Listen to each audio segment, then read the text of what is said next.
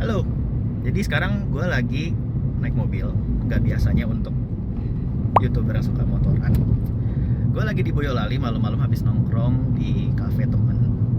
Sekarang udah jam 11 malam dan gue nggak sendiri, gue nggak nyetir obviously karena yang bawa mobil ini orangnya. Hai. Halo, welcome to Boyolali. Terus hari ini aku udah jadi driver ya. Semoga bisa dapat bintang 5 ya kayak. Oke, buat yang penasaran dia siapa, ceritanya sebenarnya agak panjang. Mungkin historinya tuh bisa sampai 2 tahun yang lalu. Oke. Karena sekarang udah 2024. Jadi kalau kalian penasaran, ikutin aja video selengkapnya. Bye.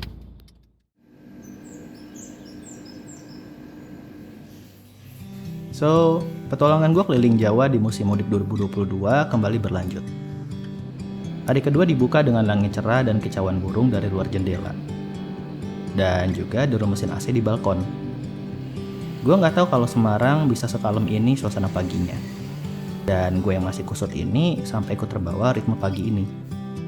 Padahal berkaca dari rencana perjalanan yang gue rancang semalam, hari ini jauh dari kata santai.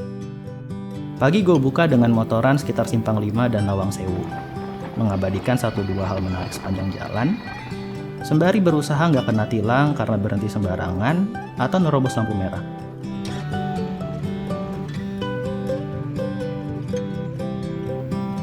Tentu karena kamera depan gue nggak ada fitur stabilizernya, setiap kali gue ngerekam pakai bagian ini, gue terkesan kayak orang paling tremor sedunia.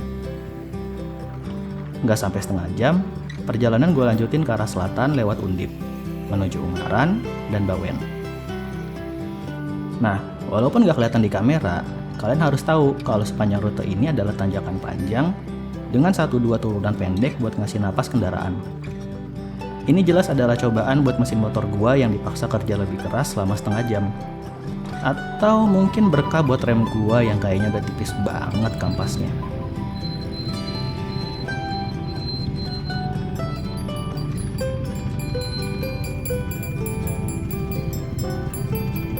Dari Bawen, gue nerusin ke arah Salatiga via rute Solo Jogja.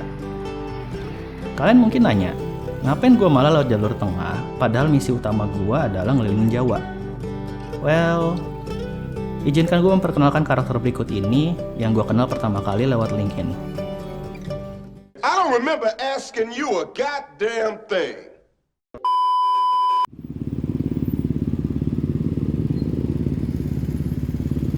Namanya Dinda. Dulu kami pertama kali kenalan waktu dia lagi nyari narasumber buat tugas kuliahnya. Waktu gue bilang bakal melipir lewat kampungnya di Boyolali, Dinda sepakat buat minta bentar di warung soto, walaupun dia lagi puasa. Untuk waktu puasa ini termasuk ramai sih sebenarnya. Kami bisa dibilang adalah 2 makhluk yang agak berlawanan dalam beberapa hal. Gue anak filsafat, dia anak manajemen. Gue suka motoran pakai beat, dia lebih prefer motor kopling hasil custom sendiri. Dia kayaknya masih demen cowok. Gua pastinya masih demen cewek. Ya iyalah. Karena opsi tempat hangout di Boyolali nggak banyak selama puasa, kita akhirnya mampir ke sekitar alun-alun kidul. Di samping ngeliatin patung sapi, kita melipir ke dekat kantor Dinas Catatan Sipil tanpa alasan yang jelas. Ingat gak waktu kita di Indrokila Iya. kita berhenti itu samping kan ada 3 patung, ada Liberty, ada Betul. nah itu alun-alun. Itu alun-alun. Terus dia bikin miniatur banyak gitu deh, ada miniatur Borobudur juga, miniatur yang gitu-gitu. Beneran? Ya, biasa sih. Kita cuma numpang neduh, foto depan patung, terus udah gitu doang. Bisa jadi tempat orang jualan gitu ya. Halo, welcome to Boyolali. Yeah, boy. Pertemuan kami nggak lama karena Dinda juga harus pulang buat nyiapin acara lebaran besoknya sama keluarga. Gue nerusin dari Boyolali ke arah Solo di tengah cuaca terik.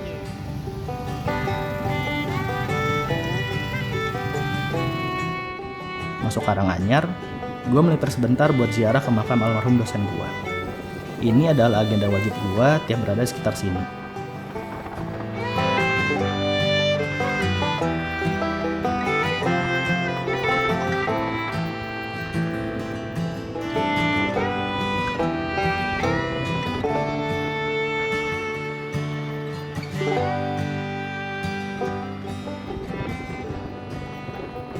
Dan sebelum gua tahu-tahu Jawa Tengah udah habis aja. Dan gua resmi masuk Jawa Timur dengan kota pertama yang menyambut gua, yaitu Ngawi. Berbeda dengan Jateng yang lebih banyak perkotaan atau petak sawah sepanjang mata memandang, Jatim menawarkan rute hutan dengan kontur jalan yang agak menjebak. Jalan mulus biasanya bakal dibarengin dengan bagian tambalan atau lubang di beberapa titik yang patut diwaspadai oleh para pemotor.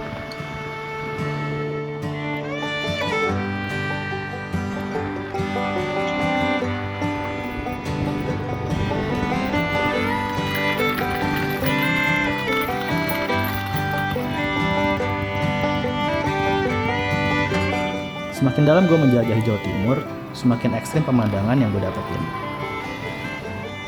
Kayak contohnya ini aja. Kebayang gak sih rusuhnya bus ini pas nanti palang keretanya dibuka? Gue rasa nama bis ini lebih merupakan ironi ketimbang harapan pemiliknya.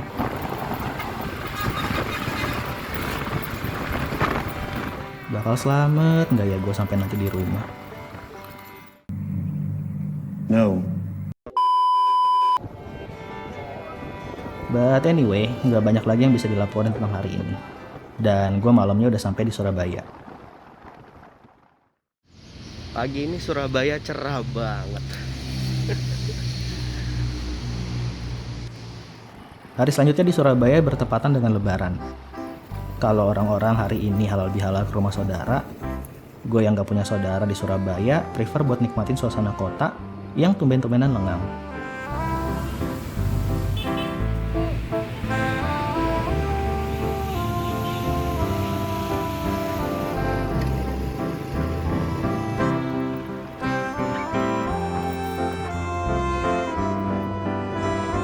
Oke, fun fact dikit tentang gue. Waktu SD, gue sebenarnya pernah main ke Surabaya. Waktu itu dalam rangka syuting buat acara Bolang dengan destinasi utamanya yaitu Pulau Madura. Nah dulu buat ke Madura itu kita masih harus nyebrang pakai kapal karena jembatan Suramadu belum rampung. Beruntungnya gue hari ini, gue kembali menjajakan kaki di Surabaya.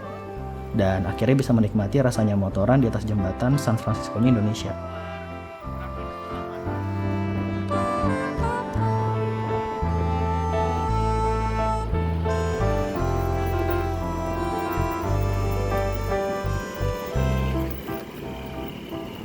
Tapi ya karena ini masih suasana mudik dan halal bihalal, gue sempet kena macet. Agak nyebelin macet di atas jembatan begini, karena kalau cuacanya lagi nggak bersahabat, misalnya lagi hujan deras atau lagi kencang angin lautnya, kita para pemotor ini cuma bisa pasrah aja sama nasib.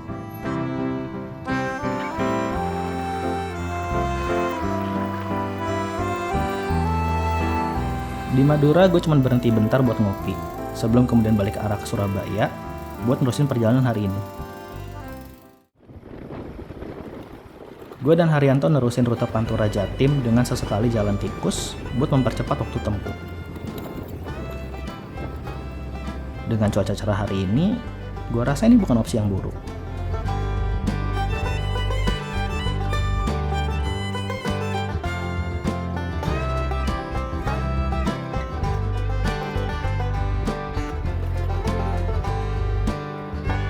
Masuk Pasuruan, rutenya praktis cuma tinggal ngikutin jalan utama aja ke arah Banyuwangi, yang masih berjarak hampir 250 kilo.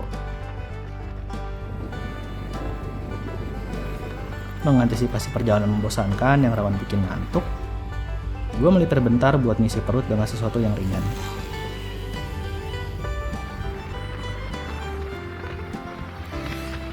Variasi rute gue bergeser antara perkotaan kecil yang jadi pusat peradaban, atau perkampungan dan kawasan industri pinggir kota.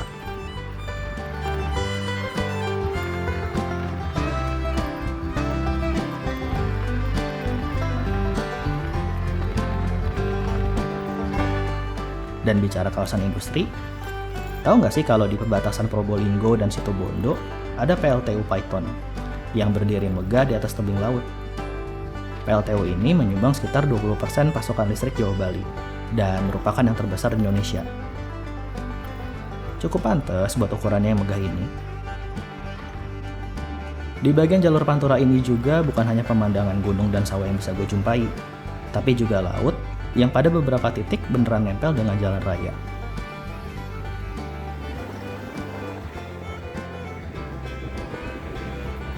Gue dan Haryanto berada di waktu terbaik kala itu buat melintasi jalur ini.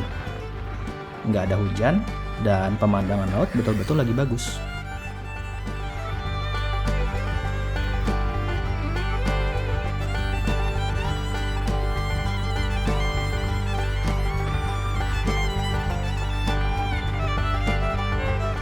Dan begitu dirasa pemandangan pantai dan laut udah mulai menjemukan, bagian Jawa paling timur ini memberikan variasi rute lain dalam bentuk Taman Nasional Baluran. Taman Nasional ini membentang dari Situbondo sampai menjelang Banyuwangi, dengan bentang semak dan pepohonan yang sekilas ngingetin gua dengan savana Afrika.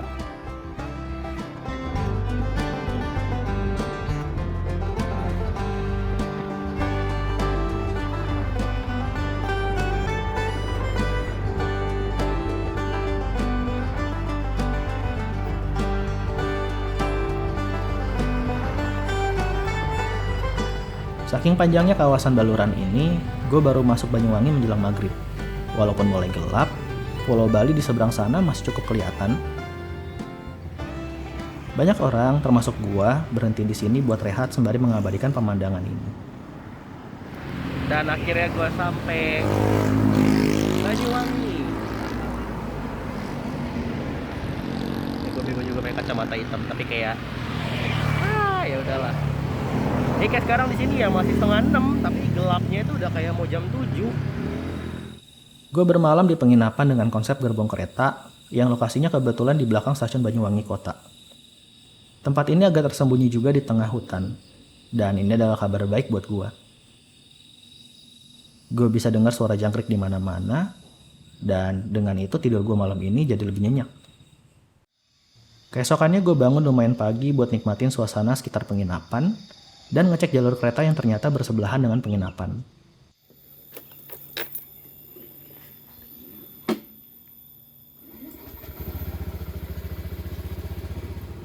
Begitu matahari udah agak tinggi, gue melipir ke arah desa Olesari, yang berjarak sekitar 10 menit dari penginapan.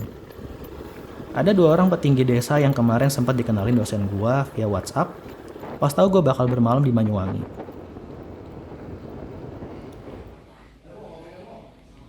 Dan bisa dibilang pertemuan pertama ini sangat berkesan. Sampai-sampai mereka yang masih nggak percaya gue motoran dari Depok ke Banyuwangi, nelpon langsung dosen gue buat mastiin kewarasan gue. Assalamualaikum Pak. Sehat, salam keluarga Pak. Iya, lahir batin. Iya, ini Bang Setio juga di sini Pak. Iya. Oh, nggak apa-apa Pak. Ya, alhamdulillah. Nekat beliaunya nekat.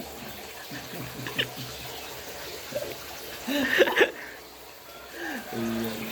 Ya Pak Sandi gimana, keluarga sehat juga? Hari ini mau kemana ini? Iya sehat semua. Wah, seperti pesan Bung Karno.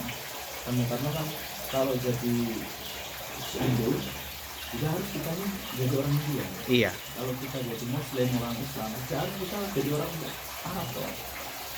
Well, obrolan pagi yang menyegarkan. Dan gue punya feeling sisa perjalanan ini juga bakal terus menyenangkan.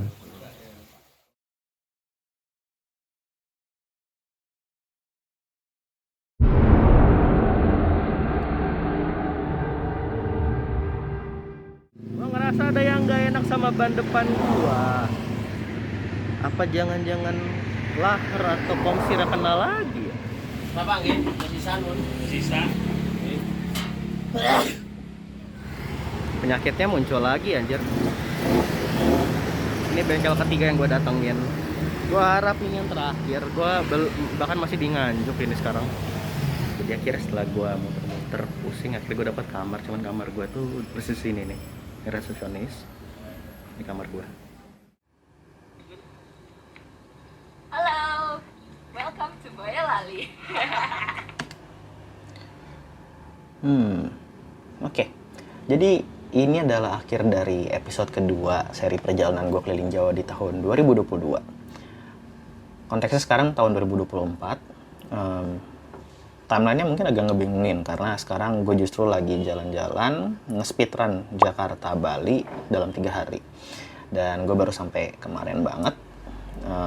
Dan pagi ini gue baru dapat cukup banyak tenaga buat mulai ngegarap skrip. Sekarang mungkin belum kelihatan skripnya kayak gimana. apalagi editingnya. Nah jadi gue juga sempat dapat kendala karena laptop gue yang lama, si Lenovo itu udah dipulangin ke kantor karena gue baru aja resign dari kantor. Makanya butuh waktu beberapa minggu sampai gue dapat laptop baru nih. Jadi gue rasa paling gitu dulu. Gue nggak tahu mana nanti yang bakal naik duluan, apakah episode kedua perjalanan Jawa itu atau justru episode gue nge-speedrun sampai ke Bali. Jadi kalau kalian suka dengan apa yang gue kerjain di sini, jangan lupa tinggalin like dan subscribe-nya. Gue harap gue bisa nyelesain keseluruhan episode Jawa ini. Masih ada beberapa episode yang bakal gue kerjain. Dan untungnya untuk sementara waktu di luar perjalanan gue nge-speedrun ke Bali ini, gue belum ada ngambil video baru lagi di tempat lain. Jadi gue harap antrian konten gue ini bakal mulai memendek di masa depan. Jadi ya, gue rasa itu dulu untuk update dari gue. Nanti kita bakal ketemu lagi di episode-episode selanjutnya. Dadah.